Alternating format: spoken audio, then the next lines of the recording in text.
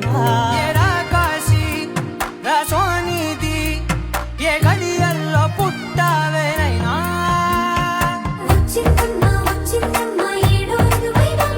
నా ఊహల్లో నా ఊరేగింది నువ్వమ్మా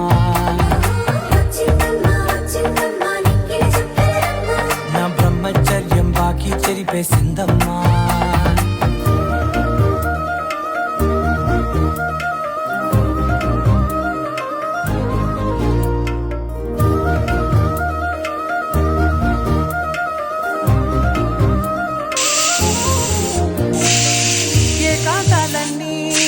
ఏకాంతం లేక